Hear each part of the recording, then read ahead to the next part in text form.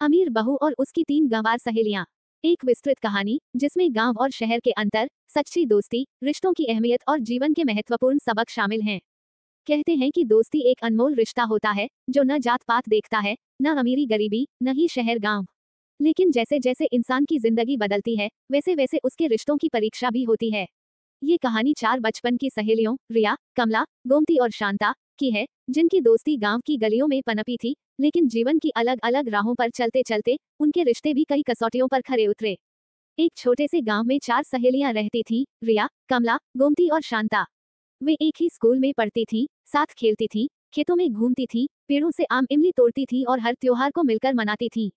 रिया बचपन से ही होशियार थी। उसके पिता गांव के स्कूल के मास्टर थे और उसकी मां एक समझदार महिला थी। वे चाहते थे कि रिया पढ़ लिखकर कुछ बड़ा करे। इसलिए जब उसने 10वीं की परीक्षा अच्छे अंकों से पास की, तो उसके माता पिता ने उसे शहर भेजने का फैसला किया।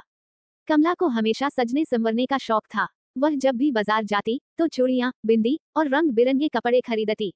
उसकी शादी गांव के ही एक संपन्न किसान से हो गई थी, जो थोड़ा रूढ़िवादी था। गोमती गांव की सबसे निडर लड़की थी। वह पुरुषों की तरह हल चलाना, बैल हाँकना और पेड़ पर चढ़ना जानती थी। उसे शहर की चकाचौंध से कोई फर्क नहीं पड़ता था। शांता बहुत कम बोलती थी, लेकिन जब भी बोलती थी, गहरी बातें करती थी। वह परंपराओं को मानती थी, लेकिन तर्क से। जब रिया शहर पढ़ने के लिए गई, तो उसकी सहेलियां उसे बहुत याद करती थीं। वह छुट्टियों में आती, लेकिन समय के साथ उनकी मुलाकातें कम होने लगीं। रिया की पढ़ाई पूरी हुई और उसकी शादी एक अमीर परिवार के लड़के अर्जुन से हो गई। एक दिन गांव की तीनों सहेलियों को खबर मिली कि रिया की शादी हो गई है और वह अब एक बड़े शहर में रहती है। उन्हें अपनी पुरानी दोस्त की बहुत याद आई और उन्होंने तय किया कि वे उससे मिलने शहर जाएंगी। कमला ने रंग बिरंगी साड़ी और भारी गहने पहने। गोमती ने अपनी पुरानी धोती पहनी और माथे पर लाल बड़ी बिंदी लगाई। शांता सबसे साधारण कपड़ों में थी। उन्होंने ट्रेन से शहर जाने का फैसला किया। ये सफर उनके लिए नया और रोमांचक था। जब वे रिया के घर पहुंची, तो उनकी आंखें फटी रह गईं। कमला, अरे वाह रिया, तेरा घर तो किसी महल जैसा है। गोमती, इतने बड़े घर में तू अकेली कैसे रहती है। शांता, धीमे स्वर में, तू यहाँ खुश तो है ना। रिया ने उन्हें अपने घर का टूर देना शुरू किया। जब वे लिफ्ट में चढ़ी, तो हंगामा मच गया। गोमती, अरे ये क्या, हम हिल क्यों रहे हैं। कमला, हम ऊपर कैसे जा रहे हैं, हमें बाहर निकालो। लिफ्ट से उतरते ही उन्होंने राहत की सांस ली। रिया उन्हें एक बड़े होटल में ले गई। कमला, ये कौन से पकवान हैं। गोमती, इतनी महंगी चीजें। अरे, हमारे गांव में तो इतने पैसों में पूरा महीना खाना आ जाए। शांता, रिया, क्या सच में लोग इतने पैसे सिर्फ खाने पर खर्च करते हैं। जब वे जाने लगी, तो उन्होंने रिया से कहा, कमला, तेरा शहर बहुत अच्छा है, लेकिन यहाँ के लोग बहुत बनावटी लगते हैं। गोमती, हमें अच्छा लगा, लेकिन हमें अपने गांव की सादगी ज्यादा पसंद है। शांता, रिया का हाथ पकड़कर, तू अमीर बन गई, लेकिन असली खुशी अपनों के साथ होती है।